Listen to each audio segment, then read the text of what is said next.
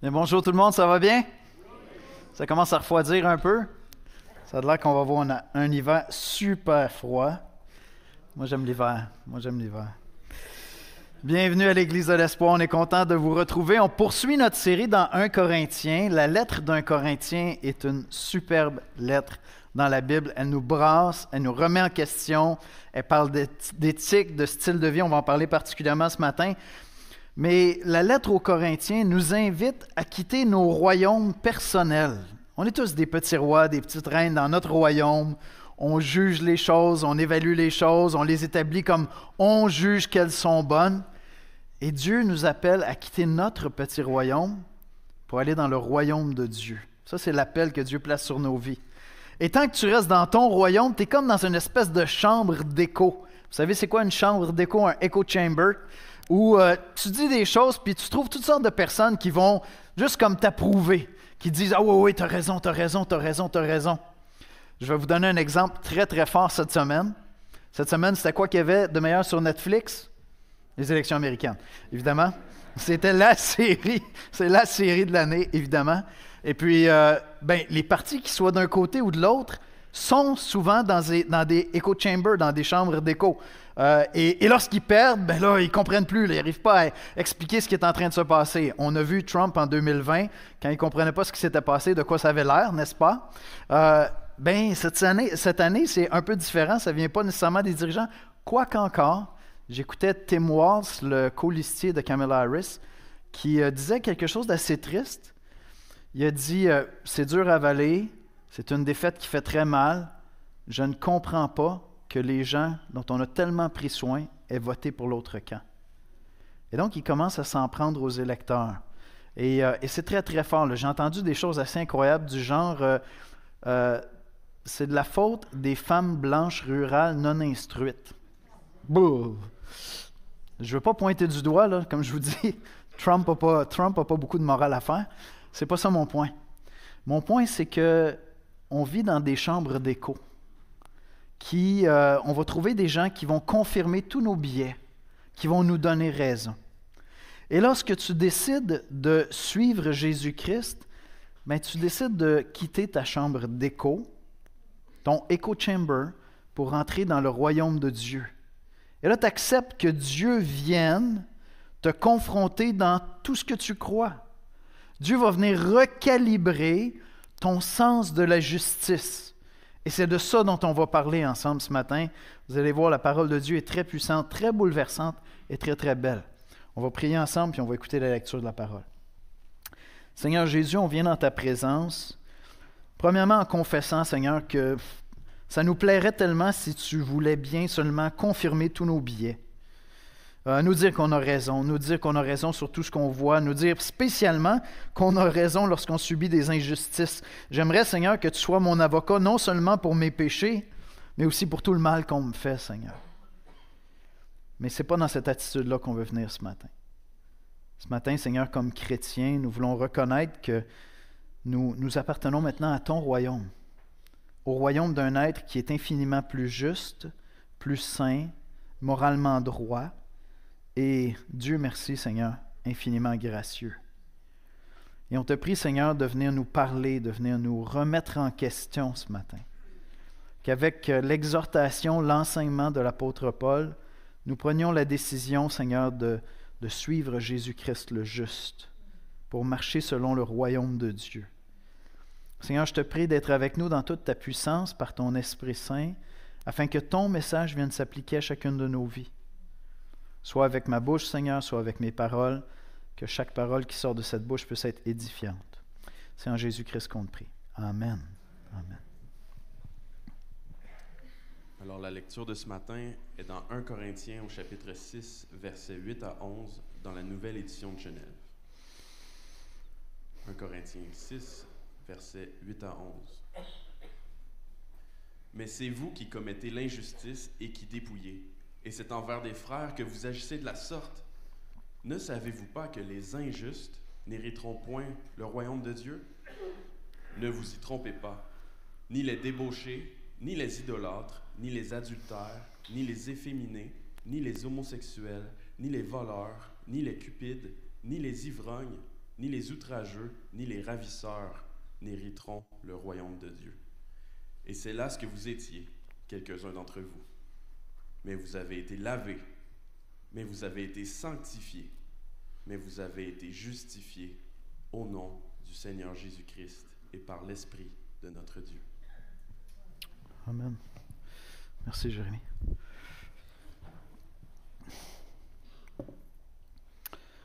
Tout le contexte de ce passage-là se comprend beaucoup mieux lorsqu'on écoute les 2 messages précédents. Donc, je vais vous encourager à aller les écouter si ce n'est pas déjà fait. Mais on est dans un contexte où Paul a parlé de discipline ecclésiastique. Je me répète un peu, je l'ai mentionné la semaine dernière, il y a vraiment tout un contexte. Après avoir parlé de l'importance d'avoir le courage d'aller vers un frère, une sœur pour dire « Écoute, tu m'inquiètes, il y a quelque chose qui ne va pas dans ta vie, il me semble que tu es en train de t'égarer loin de la parole de Dieu. » Bien, après avoir parlé de ça, l'apôtre Paul va parler comment les chrétiens résolvent des conflits. Comment est-ce qu'on résout nos conflits lorsqu'on a des conflits entre nous? Et on a commencé à aborder ce sujet-là la semaine dernière, mais il se termine en fait dans la suite du passage. Maintenant, comme c'est gros, j'ai décidé de le couper en 2, mais vraiment, on est dans la suite. L'apôtre Paul va dire, bien, si tu décides de réclamer ta justice à tout prix, tu te comportes comme tous les injustes qui ne connaissent pas Dieu. Et c'est ça son argument qu'il va développer ici. Quand tu deviens chrétien, ta vision de la justice, de ta justice et de l'injustice est radicalement bouleversée parce que tu penses de ton petit royaume au royaume de Dieu infini, merveilleux.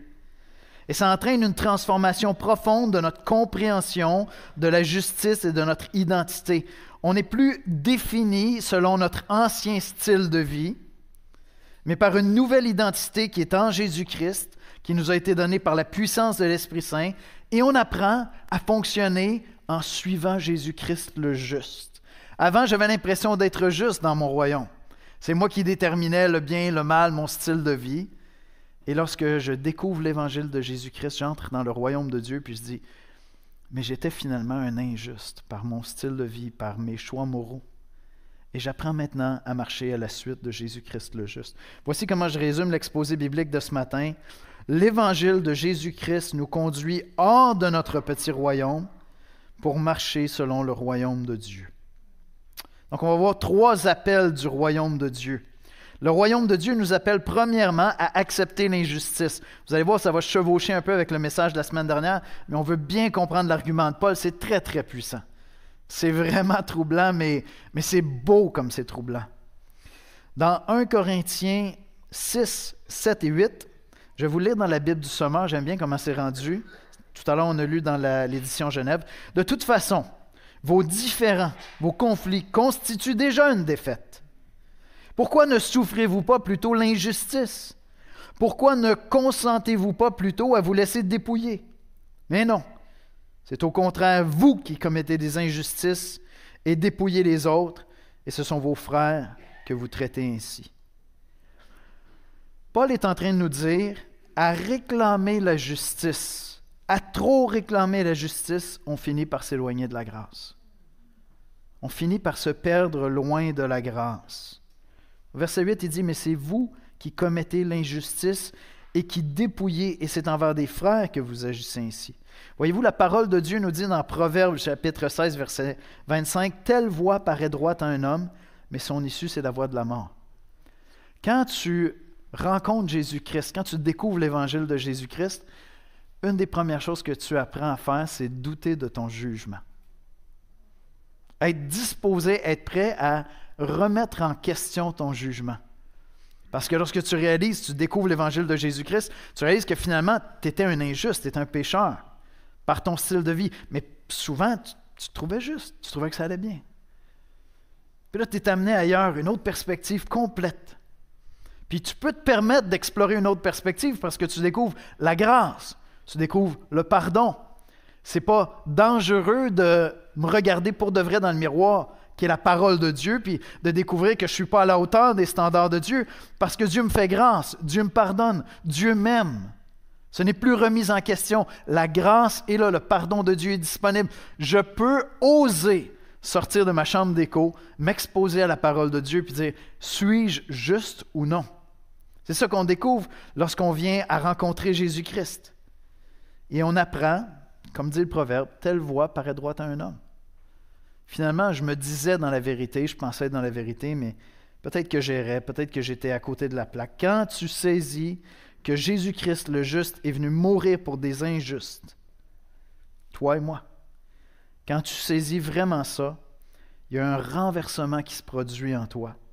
Ça dispose ton cœur à remettre en question ta propre justice, tes propres jugements, ton propre discernement. Jésus le juste nous a montré la voie de la justice. C'est lui qui est juste. On est tous des injustes. Et il nous a montré la voie de la justice en prenant le châtiment des injustes sur lui-même. Dans 1 Jean 2:1, on lit « Mes petits enfants, je vous écris ces choses afin que vous ne péchiez point. Et si quelqu'un a péché, nous avons un avocat auprès du Père, Jésus-Christ le juste. » Il y en a un seul qui est juste. Il y a un seul être humain qui a marché toujours dans la justice. C'est Jésus. C'est le seul. Et il a décidé d'aller mourir sur la croix pour nos péchés. Voyez-vous, tout le passage de 1 Corinthiens 6, 1 à 11 au complet, c'est l'histoire d'un type qui, étant chrétien, a subi ce qu'il estime être une injustice de la part d'un frère, d'une sœur, et qui décide que lui, son jugement, son discernement, sa perspective sur la situation est absolument vrai. Et qu'est-ce qu'il fait? Il s'en va chercher un avocat pour aller en cour. Parce que vous savez, lorsqu'on va en cour, ton avocat n'est pas là pour discerner ce qui est vrai. Ce n'est pas sa mission. Sa mission, c'est de défendre ton point de vue. C'est la job du juge de déterminer ce qui est vrai. Et donc, c'est l'histoire d'un gars qui se dit chrétien, qui s'en va chercher un avocat parce qu'il sait qu'il a raison. Il n'est pas question qu'on remette ça en question. J'ai juste besoin de trouver des autorités qui vont me donner, qui vont me rendre la justice selon mon jugement. Donc, il s'en va se prendre un avocat, parce que l'avocat est là pour défendre son point de vue, il n'est pas là pour chercher la justice. Et évidemment, son adversaire va prendre son avocat, qui est là pour défendre son point de vue, pas pour chercher la justice. Et on espère que le juge va être juste dans tout ça. Et si ça ne va pas, bien, on ira chercher un autre juge. Peut-être qu'on peut faire appel plus haut. Mais lorsque tu découvres l'Évangile de Jésus-Christ, il y a quelque chose qui se passe en toi. Tu dis, attends, la justice ne se trouve pas en moi. Elle se trouve en Dieu. Moi, je ne suis pas juste. Je suis un injuste. C'est ça, devenir chrétien. C'est que tu reconnais que, à tout le moins, selon les standards de Dieu, tu es injuste. Je suis injuste. C'est ça, devenir chrétien. Alors, Paul est en train de dire l'approche que tu devrais prendre au lieu de faire ça, au lieu de risquer, de te tromper dans ton jugement et de te comporter maintenant comme un injuste. Va donc voir un frère, une sœur, quelqu'un de mature dans l'Église. Dis à celui avec qui tu as un conflit, regarde, on n'arrive pas à le résoudre ensemble, on va aller voir quelqu'un de sage et on va prendre la chance que le jugement ne soit pas selon ce qu'on veut. Je ne ferai pas appel, là. Il n'y a pas de cause supérieure dans l'Église, vous comprenez?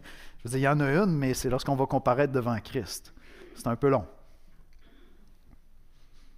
Et Paul dit, pourquoi est-ce que tu ne ferais pas ça? Pourquoi est-ce que tu n'irais pas simplement demander à un frère, une sœur mature de se prononcer, puis de vous écouter, puis il n'est pas là pour défendre ton point de vue ou défendre son point de vue. Les points de vue n'ont pas d'importance ici. Ce qu'on cherche, c'est à faire ce qui est bien. Puis si à la fin de tout ça, tu sais, la personne prononce un jugement qui n'est pas à ton goût,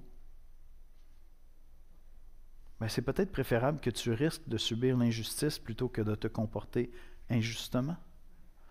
Parce que ça concorderait plus avec l'Évangile. Est-ce que ce n'est pas ça que l'Évangile nous enseigne? Le juste a accepté de subir l'injustice pour que des injustes soient pardonnés. C'est ça l'Évangile? Vois-tu, quand tu viens à Christ, tu choisis, dans des situations semblables, d'errer du côté de la grâce, au risque d'être dépouillé, parce que ça serait préférable à te comporter comme un injuste toi-même. Ça coûte cher, la vie chrétienne, hein? Bien, Jésus a dit qu'on était appelé à porter notre croix.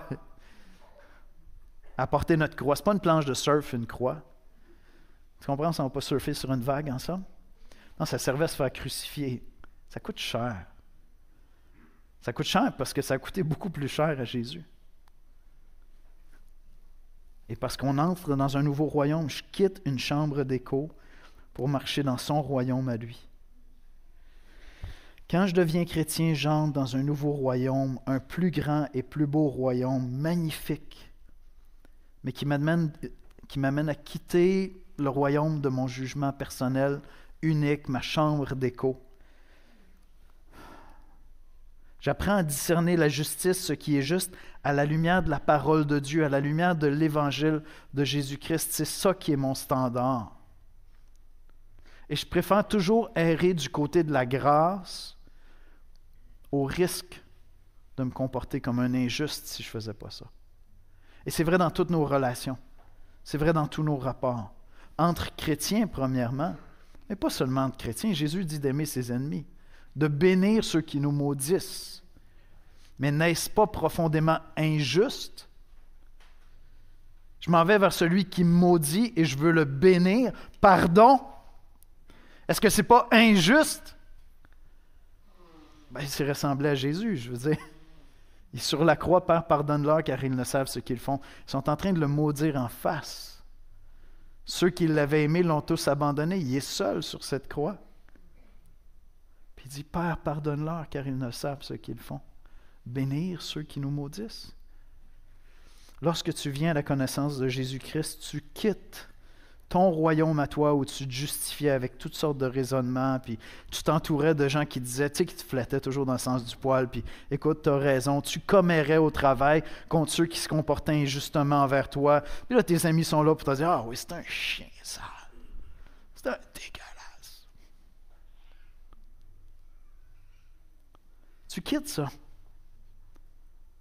Parce que tu sais que toi, tu es un injuste. Et je ne voudrais pas faire du commérage. Peut-être que c'est moi qui est en faute. Je vais errer du côté de la grâce. Le royaume de Dieu nous appelle à accepter l'injustice. Et ça se peut que ce soit ça qui t'empêche de devenir chrétien. Parce que tu dis, non, tu ne comprends pas, Yannick, pour moi, le sens de la justice est tellement fort que je ne pourrais pas accepter ça. Mais comme je l'ai dit la semaine dernière, ça va. Dieu te laisse choisir de vivre selon tes standards sur la terre. Mais si tu réclames la justice toute ta vie et que ça t'empêche de venir à Christ, lorsque tu te présenteras devant Dieu, Dieu te rendra justice.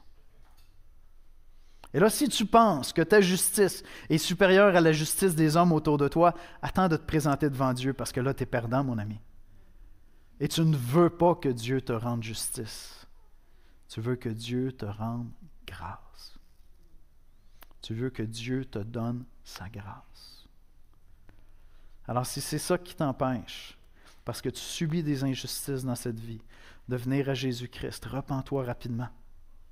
Viens te mettre à l'abri de la grâce de Dieu. De peur que Dieu dise, c'est bon, tu as voulu la justice toute ta vie, voilà la justice, mon ami. Tu es damné. Tu es damné pour l'éternité. Ça coûte cher être chrétien. Mais c'est tellement payant. Je m'en vais au ciel pour l'éternité. Quelle grâce. Lorsqu'on devient chrétien, Dieu nous invite à entrer dans le royaume de Dieu et son royaume nous appelle à accepter l'injustice. Deuxièmement, deuxième appel, 3 appels, deuxième appel du royaume de Dieu. Le royaume de Dieu nous appelle à renoncer à notre injustice. Accepter l'injustice, renoncer à notre injustice, deuxièmement. Le royaume de Dieu nous appelle à renoncer à notre injustice. Nos anciens styles de vie étaient des offenses à Dieu. Et juste pour que vous compreniez le raisonnement, ce que Paul est en train de faire, il est en train de dire, OK, tu es chrétien, tu veux aller régler tes conflits en cours, tu veux réclamer ta justice, dans le fond, tu te comportes comme un injuste. Laisse-moi t'en nommer d'autres injustes. Donc, c'est très fort. Paul est en train de dire, si comme chrétien, la bataille de ta vie, c'est d'obtenir la justice, tu te comportes de manière injuste comme tous les injustes. Je t'en nomme quelques-uns comme ça en passant. Les débauchés, les idolâtres, les adultères, les efféminés, les homosexuels, les voleurs, les cupides, les ivrognes, les outrageux, les ravisseurs. Voilà les injustes. Et donc, si tu passes ta vie à réclamer ta justice, tu es dans ce camp-là, mon ami. Et les injustes, sont encore dans leur royaume. Ils n'hériteront pas du royaume de Dieu.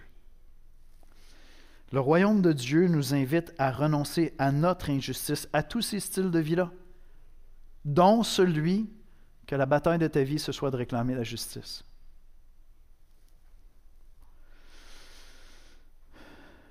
« 1 Corinthiens 6, 9 et 10, « Ne savez-vous pas que les injustes n'hériteront point le royaume de Dieu? Ne vous y trompez pas, ni les débauchés, ni les idolâtres, ni les adultères, ni les efféminés, ni les homosexuels, ni les voleurs, ni les cupides, ni les ivrognes, ni les outrageux, ni les ravisseurs n'hériteront le royaume de Dieu. » Quelques mots rapidement, juste pour expliquer chacun d'entre eux. Et ensuite, on va aller voir le raisonnement de Dieu derrière ça. Les débauchés. Ceux qui ont comme guide dans leur vie de suivre leur pulsion sexuelle. Pour eux, la sexualité est le guide moral de leur vie. Le plaisir sexuel, quel qu'il soit sous toutes ses formes. Les débauchés, les idolâtres. Ceux qui ont cœur, et la débauche et l'idolâtrie vont généralement de pair. Ils ont un cœur attaché à toutes sortes de choses, toutes sortes de dieux, toutes sortes de divinités, plus que Dieu. Ailleurs, l'apôtre Paul va dire que l'amour de l'argent est une idolâtrie. Et donc, ils ont d'autres allégeances que l'allégeance à Dieu. Peut-être que ton idole, c'est toi, dans ton royaume. Après tout, on est humaniste, n'est-ce pas? On est dans le règne de l'humain, super brillant, rationnel, intelligent, plus intelligent que Dieu. Vive ma raison. Là, on est rendu un petit peu après ça. On est rendu dans « vive mon émotion, mon ressenti ». Ça, c'est mon guide. Ça, c'est le guide de la vérité. Les idolâtres. Les adultères.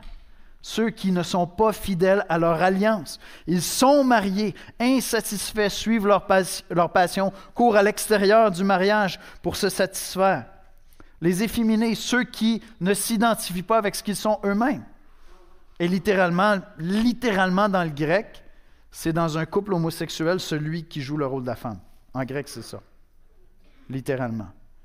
Les homosexuels, je vais y revenir, d'accord? Je sais que je vais vite. Les homosexuels, Dieu est contre ce style de vie-là. Et je vais revenir sur l'idée qu'on lutte tous avec des pulsions. On lutte tous avec des désirs. Certains d'entre vous, vous avez envie de mentir tous les jours parce que vous étiez des menteurs. Certains d'entre vous, vous avez envie de commérer tous les jours parce que vous étiez des outrageux. Vous aimiez entendre des choses mauvaises contre les gens. Certains d'entre vous êtes incapables d'aller vous promener dans un quartier où les gens sont dans l'opulence, dans la richesse, parce que vous convoitez constamment. Hey, il ne faut pas que la loto soit à 50 millions. Vous luttez avec ça. Parce qu'avant, c'est ça, c'était l'amour de l'argent qui vous guidait, c'était votre style de vie. Les voleurs, qui ont cette pulsion de ne pas pouvoir respecter le bien d'autrui. Les cupides, qui sont amoureux de l'argent, incapables d'être généreux. La générosité, ça ne fait pas partie de leur vie. Quand ils donnent, il y a un prix qui vient avec. Ils font un retour sur investissement. Leur générosité est toujours un investissement avec retour. Ce n'est pas de la générosité, ça. Les ivrognes. Certains d'entre vous aviez des dépendances, autre chose que l'alcool, le cannabis, la bouffe. On pourrait aller ailleurs, hein? Ce n'est pas la liste exhaustive des dépendances qu'on a ici, là. Outrageux, je l'ai dit, ravisseurs, malhonnêtes. Certains d'entre vous, vous étiez des gens constamment malhonnêtes. Constamment malhonnêtes. Et quand tu tombes sur un professionnel qui est honnête, tu sais comment tu trouves un bon mécano? Excusez-moi les mécaniciens, là. Tu sais comment tu trouves un bon mécano? Tu demandes à quelqu'un, ça fait combien de temps que tu vas faire affaire là-bas? Moi, mon mécano, là, je peux arrêter avec ma voiture. Là, vous allez me demander c'est qui. Je peux arrêter avec ma voiture, puis je dis, « Hey, tu viendrais-tu voir? J'entends un bruit bizarre. » Elle me dit, « Lève ton hood, on va checker ça. » Il m'arrange ça. J'ai dit, « Combien je te dois? » « Ah, c'est beau, c'est beau, c'est beau. » Ça fait 20 ans que je vais là. On viendrait me voir après. Non, mais il n'y en a pas juste un mécano honnête, là. Come on! S'il vous plaît.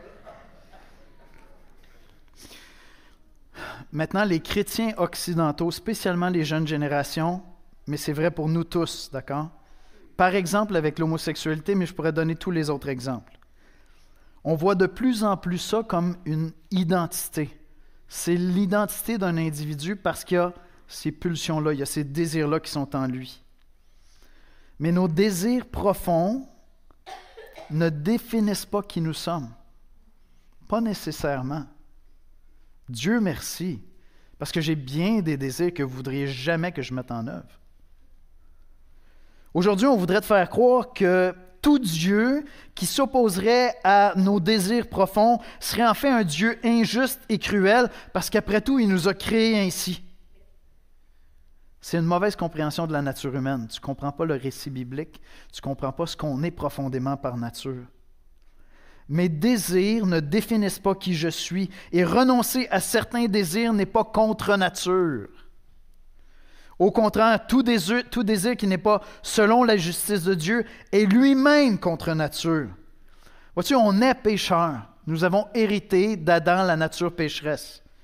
Et ce qui vient avec ça, c'est toutes sortes de désirs, de passions, de pulsions. Certaines sont excellentes et nobles.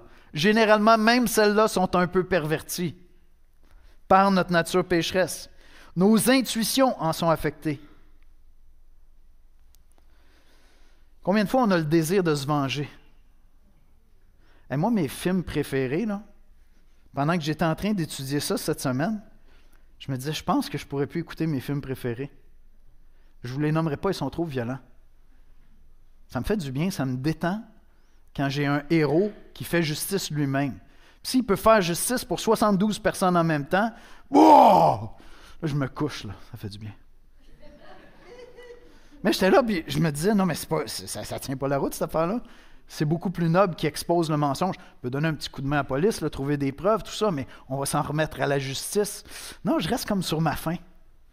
C'est comme, tire, sors le gun. Combien de fois nous avons le désir de nous venger? Combien de fois on convoite le bien d'autrui? Combien de fois on désire mentir pour se sortir d'une situation mauvaise? Ce sont des désirs très, très profonds. Certains d'entre nous, on lutte avec ça tous les jours.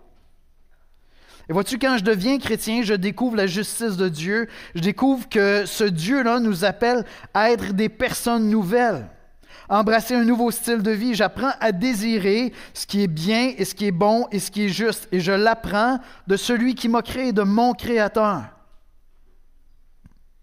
Celui qui était égoïste et centré sur lui-même apprend la joie de la générosité, du don de soi. Celui qui estimait que son bonheur se trouvait dans la multitude des partenaires sexuels apprend que la sexualité, c'est dans le mariage qu'on va la vivre, parce que c'est l'essence même de la sexualité. C'est le dessein que Dieu avait. J'apprends qu'on n'est pas des animaux, mais que dans cet univers que Dieu a créé, nous avons été créés à l'image de Dieu. Et tous les désirs que nous avons ne sont pas appelés à être assouvis, parce que souvent, il y a un appel plus noble que celui-là. Je ne sais pas si vous avez déjà entendu l'expression « compas moral ». Un compas moral à l'intérieur de nous. On va faire un petit exercice très rapidement, un petit jeu, d'accord? Ce n'est pas un piège. Je vous demande de situer dans votre tête, sans... Gardez vos mains pour vous, OK? On ne voudrait pas que vous instruisiez les gens autour de vous. Où se situe le Nord actuellement? Trouvez-le dans votre tête, d'accord? On est ici, pas d'appareil électronique, s'il vous plaît. Où se situe le Nord? OK, tout le monde en même temps, on va pointer le Nord. Ça va? 1, 2, 3. Où se situe le Nord? Le Nord se situe là. Et plusieurs d'entre vous, vous avez regardé, puis vous avez ajusté le Nord, tu sais. Puis c'est dans notre nature. C'est dans notre nature, on s'ajuste, hein? On s'ajuste sur l'environnement autour de nous, ça nous guide. Quand j'étais jeune, j'ai été louveteau. Ça, c'était avant les scouts. Puis là, on apprenait à se servir d'une boussole et on apprenait même à situer le nord en tout temps, sans boussole. Que tu sois en ville ou en forêt, tu veux savoir où est le nord, parce que ça t'aide à t'orienter. Puis là, aujourd'hui, on a des technologies extraordinaires. Moi, le premier, je veux dire, j'embarque dans la voiture, je ne dis pas « Québec, nord, sud-ouest, OK, on s'en va par là-bas. » Non, come on. Je me laisse guider. Et parfois, ben, quel que soit le service que vous prenez, ben, il y a une autre ville qui a le même nom de rue puis la même adresse. Et j'ai quelques personnes, je suis désolé de m'en prendre à vous, les amis qui venaient d'autres pays, mais j'ai quelques personnes qui, dans les dernières années, se sont rendues à Québec par erreur. C'est loin, Québec, tu sais. Parce qu'ils ont suivi, ben, c'est ça, l'application qu'il y avait dans leur voiture. Notre compas moral fonctionne de la même manière. Notre compas moral fonctionne de la même manière. Quand je suis dans mon royaume, c'est moi qui décide le bien et le mal. Je suis bien avec moi-même. Puis là, j'évolue avec des gens qui sont généralement d'accord avec moi. Fait que le bien et le mal, on le détermine ensemble. Et puis là, j'évolue dans une culture à travers des médias sociaux, un paquet de choses, qui en viennent à redéfinir mon compas moral.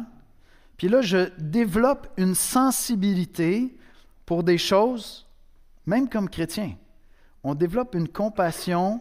Et là même, c'est une chose la compassion, mais là, ta moralité va s'ajuster à la moralité du siècle parce que tu développes des compassions, de la compassion. Tu ajustes ça. Et là, ton compas moral est déréglé. Littéralement. Et là, je vais vers les Écritures, puis les Écritures me froissent, me choquent, me troublent. Je n'ose plus dire la vérité des Écritures parce que mon compas moral est déréglé. Littéralement. Je ne trouve plus le nord. Mais Dieu connaît la vérité. C'est Dieu qui nous a créés. Et une des choses qui est super importante à distinguer, les Écritures m'enseignent à avoir de la compassion et de l'amour pour les gens qui ont n'importe quel style de vie. Et ce n'est pas seulement vrai dans le domaine moral. Pour les gens de n'importe quelle ethnicité, de n'importe quelle origine, pour les gens qui viennent de mon milieu démographique ou non, les Écritures m'enseignent à avoir de la compassion et de l'amour pour tout le monde. Mais dans notre culture, parce qu'on est en train de déplacer le compas moral, on enseigne que la compassion et l'approbation vont nécessairement ensemble. Et donc, je dois approuver tous tes désirs, autrement je ne t'aime pas. Mais moi, je veux t'offrir quelque chose. Je veux t'offrir mon amour et mon amitié, même lorsqu'on sera en désaccord. Et ça se peut qu'aujourd'hui, tu rencontres les Écritures, tu rencontres la Bible, tu dis « Écoute, c'est scandaleux, ça m'offense, je ne peux pas comprendre ça, j'accepte pas ça. Moi, je ne veux rien savoir de tout ça. Je vais aller vers les gens qui vont m'approuver parce que là, je vais me sentir aimé. » Rappelle-toi de nous. Rappelle-toi de l'Église de Christ. Parce que nous, on a une seule certitude sur nous-mêmes.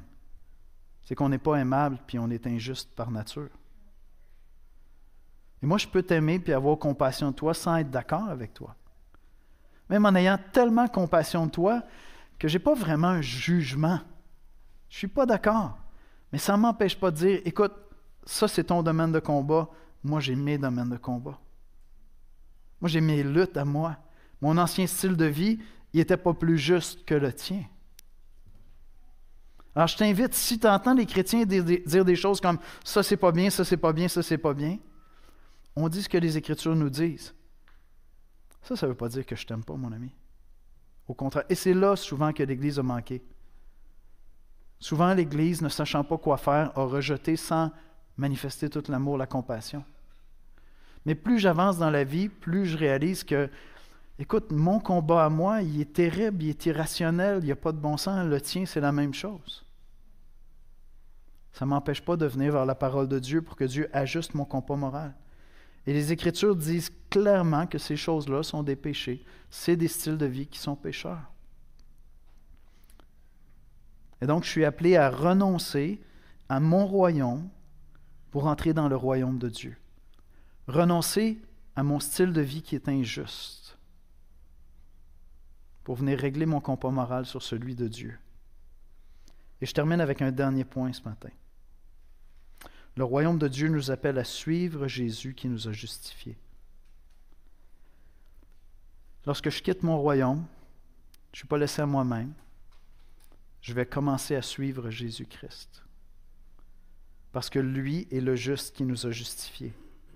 Romains 3. Mais maintenant, sans la loi, est manifestée la justice de Dieu, à laquelle rendent témoignage la loi et les prophètes. Justice de Dieu par la foi en Jésus-Christ pour tous ceux qui croient. Il n'y a point de distinction. Jésus-Christ veut justifier tous ceux qui viennent à lui, peu importe notre style de vie. Tu es toujours bienvenu ici pour connaître Christ. Que ton passé soit aussi lourd ou ton présent soit aussi lourd que tu peux l'imaginer. Si tu veux connaître Christ, tu es toujours bienvenu ici. Romains 6.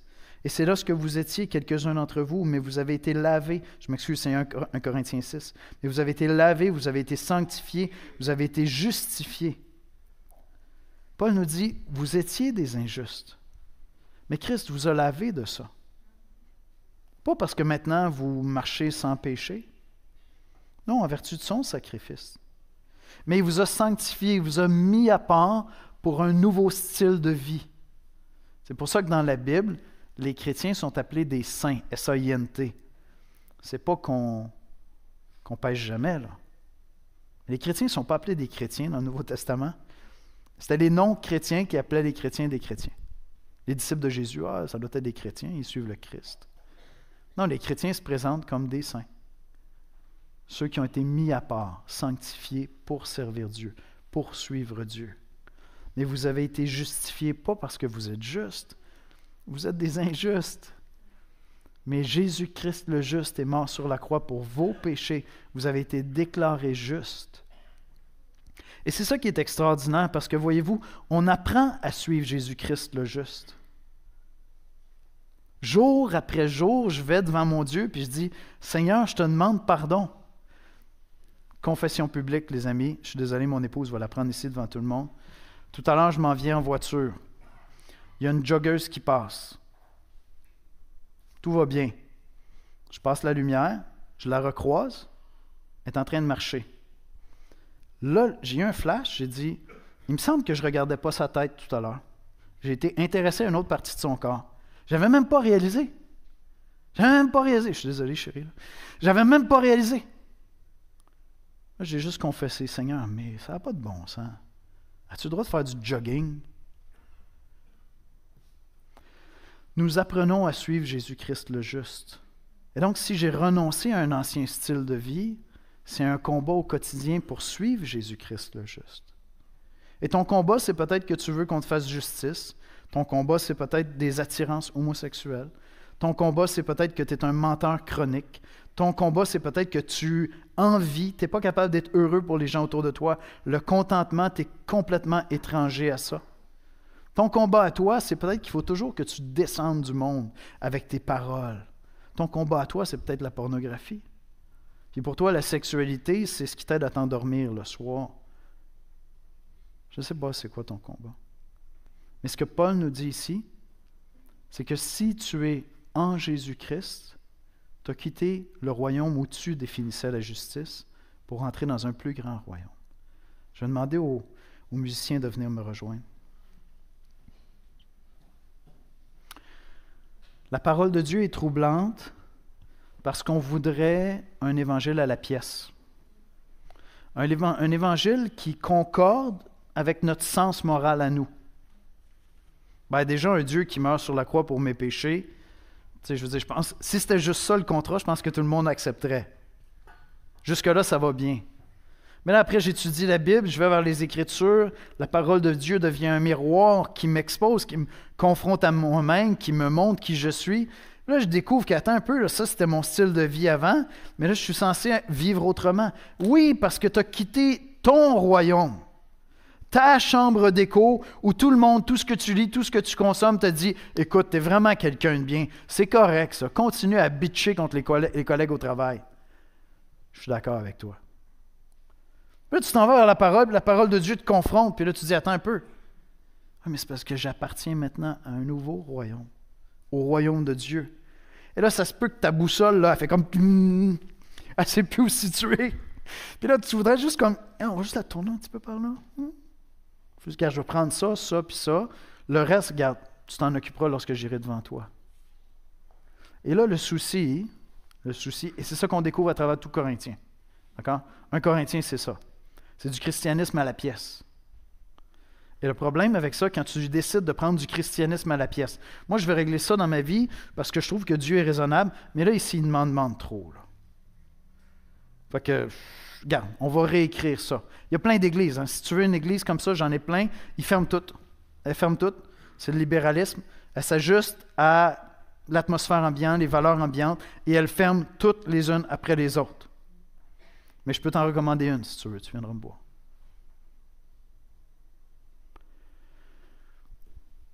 Et si tu décides de faire ça du christianisme à la pièce, tu n'expérimenteras pas la joie de la puissance du Saint-Esprit dans ta vie. Regardez bien comment le passage se termine. Il dit, mais vous avez été lavés, mais vous avez été sanctifiés, mais vous avez été justifiés au nom de Jésus-Christ et par l'Esprit de Dieu. Ce n'est pas simplement mon statut qui est changé. Ce n'est pas juste que Dieu m'a écrit une petite lettre, puis il dit, regarde, quand tu vas arriver au ciel, je sais que tu es imparfait, tu sortiras ça, c'est ton passeport pour le ciel. Vous vous rappelez le passeport pour le ciel? On annonçait l'Évangile avec ça. Tu sortiras ton petit passeport pour le ciel. Jésus, il a mis son étampe dessus. Au nom de Jésus, j'ai été lavé, sanctifié, justifié. Ça ne s'arrête pas là. Et par l'Esprit de Dieu. Parce que l'Esprit de Dieu vient habiter en moi. Vient me sceller. Et j'entre dans une vie nouvelle. Et ton appel et le mien, si tu connais Jésus-Christ comme moi, c'est à marcher par la foi en suivant Jésus-Christ le juste. Parce que je sais que je suis injuste. Et je décide de marcher dans ses voies. Et ça va être un combat perpétuel. Ça va être un combat énorme. Ça va être un combat très difficile. Je termine avec ce passage. Colossiens 3, qui fait écho à celui d'aujourd'hui. Mais c'est simplement pour que vous entendiez le fait que c'est un combat. Je ne suis pas en train de prétendre ici que personne a envie de vivre selon son ancien style de vie. Non, ça peut être un énorme combat. Et ça prend toute la compassion et tout l'amour de l'Église pour persévérer ensemble. Colossiens 3, versets 5 à 10, on lit « Faites donc mourir ce qui dans vos membres est terrestre, la débauche, l'impureté, les passions, les mauvais désirs, la cupidité qui est de l'idolâtrie. C'est à cause de ces choses que la colère de Dieu vient sur les fils de la rébellion. C'est ainsi que vous marchiez autrefois lorsque vous viviez dans ces péchés. Mais maintenant, renoncez à toutes ces choses. À la colère, l'animosité, la méchanceté, la calomnie, les paroles équivoques qui pourraient sortir de votre bouche. Ne mentez pas les uns aux autres, vous étant dépouillés du vieil homme et de ses œuvres, et ayant revêtu l'homme nouveau qui se renouvelle dans la connaissance selon l'image de celui qui l'a créé. C'est un combat qu'on a à livrer tous les jours. Et dans cette communauté ici à l'Espoir, la première qualification, c'est de savoir que tu es un injuste, comme moi. C'est de comprendre que le seul juste, Jésus-Christ, est venu mourir sur la croix pour tes péchés. Et ensuite, c'est de te charger de ta croix. Ce n'est pas une planche de surf, ça ne sera pas facile. Tu vas devoir faire mourir en toi-même des désirs, des pulsions, des passions, pour recalibrer ton compas moral. Parce que tu entres maintenant dans un nouveau royaume. Un royaume qui est beau, qui est glorieux. Un royaume qui te demande de renoncer à ton ancien style de vie. Quel qu'il soit. Quel qu'il soit. Et ma prière, c'est que ce matin, en quittant ici, vous ayez deux choses très claires dans votre esprit. Quel était ton ancien style de vie? Quelles étaient tes passions, tes impulsions que tu cherchais à assouvir quotidiennement? Et maintenant que tu es entré dans le royaume de Dieu, viens t'appuyer sur la grâce de Christ pour dire, Seigneur, avec ton aide, parce que le Saint-Esprit est en moi, je vais apprendre à marcher selon ta justice à toi. Amen. On va prier ensemble. Seigneur Jésus, on vient dans ta présence. Je viens dans ta présence, Seigneur, en étant conscient que tu nous brasses, je vais dire comme ça, tu nous mets mal à l'aise, Seigneur. Tu nous confrontes à nous-mêmes, moi le premier, Seigneur. Dans toutes sortes de choses, des fois banales, mais d'autres fois lourdes de conséquences, tu me confrontes avec ta parole, Seigneur. Et Seigneur, par ta grâce, nous voulons être cette communauté de grâce où on peut ouvrir notre jeu. On peut aller vers un frère, une sœur, aller dans un groupe connexion, aller vers des gens plus matures qui peuvent nous aider et dire, est-ce que je peux te parler de moi? Est-ce que je peux te parler? Est-ce que je peux prendre le risque de t'exposer où je suis? Parce que j'ai besoin d'aide. J'ai besoin d'aide et j'ai besoin de compassion, j'ai besoin d'encouragement. Je suis découragé de moi-même parce que j'ai tellement de pulsions, de désirs de vivre selon mon ancien style de vie.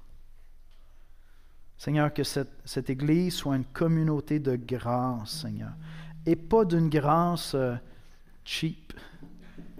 Non, on veut te suivre, Jésus. On veut vraiment te suivre.